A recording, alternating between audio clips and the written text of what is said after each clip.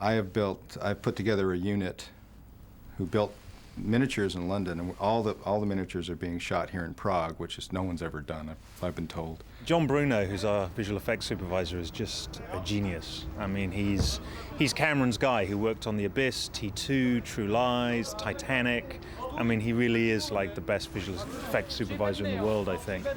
And, I was very, very keen for him to do this movie, partly because of his experience with Cameron, but also partly because of our shared love of using models rather than CG. John's one of those visual effects supervisors who just hates doing visual effects. His first question is, can't you do it for real? And then if you can't do it for real, can't you do it with just a giant miniature? So a lot of the stuff we're building is giant miniatures. This Waling station we've built full scale, but also we've built third scale miniatures. And people talk about miniatures and usually they think they're like miniatures. I mean, a third scale miniature means the buildings are like, they're this high, it's enormous. But the good thing about that is you get real physics, you get real gravity working, and these things look as real as they can do without them being completely full-sized, which obviously for some shots is just impossible. I like the feeling of reality in a picture.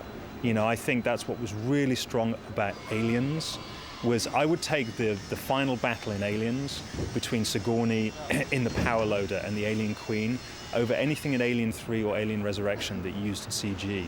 And the reason for that is, Cameron used miniatures.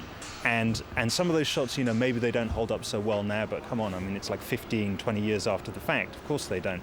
But they still look a lot better than something that was done 5 years ago in Alien Resurrection, because the CG just doesn't look that great when compared to miniatures. And that's why we've gone back to the more traditional approach that Cameron used, which is the miniature approach. We're actually building a collapsing whaling station for the end of the movie. You see here this rig. This is just for the test. The actual rig will be a lot bigger, but sort of reverse tablecloth trick. And we have about 14 inches of snow that cascades onto the floor, along with the buildings. It's sort of one of the major points in the movie, and it really has to be good. Seeing here, it's not just about the buildings and the way they rip, it's also about what's inside the buildings. And the more you see inside, I mean, as you see around here, we've got lots of buildings. As it rips, everything inside seen, and that's really what's going to sell the shot for anybody watching. I think if you don't see everything that you need to see the scale of something. And even the lights, you can see. I mean, this is just a very quick test that we did. Hopefully you can see as they ripple away. In fact, let me just reverse this up. You can see, at this point, you can see everything in this room. And that's really what will sell it for me anyway, I think with anybody else. It's very hard to see a model go over and be destroyed, but of course if the shot looks good then you're very happy because it means you don't have to put it back together and build it again. We will definitely build this twice, maybe a third time, but with a lot of cameras. This is building 4 that is just on the peripheral of the break, as important as every other building because it is about the whole thing. On the interior, we will literally have proper interior stairs, boxes, cabins, beds, which hopefully when it's ripped in half will sort of make you see everything you should see. This model is 6th scale, and I think it's a scale that we will get away with what we're doing. I wouldn't like to go any smaller. We're also limited by the size. I mean, the whole model is in fact 28 meters by 16, which is big. And we'd run out of stage space if it's any bigger. But I think from the snapping of wood point of view, I think that it will look very good. We have little charges in most of the buildings, and as they go, we'll really give that sense of splitting wood.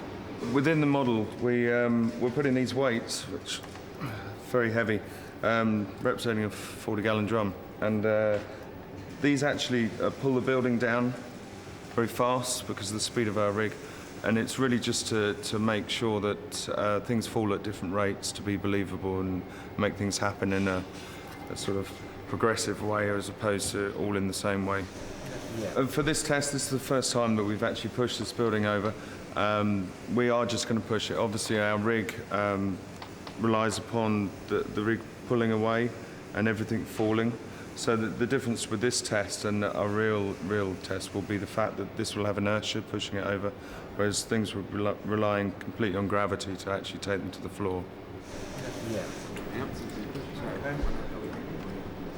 Okay. 1, 2, 3, push.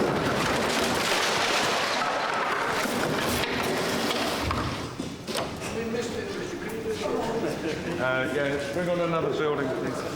I mean, all of the, you see the bit Craig's got here? Everything is actually built almost like a jigsaw puzzle, mainly because we have to put it back together at a later stage to reshoot, but also because in reality a building doesn't just fall apart as it's pushed off a cliff.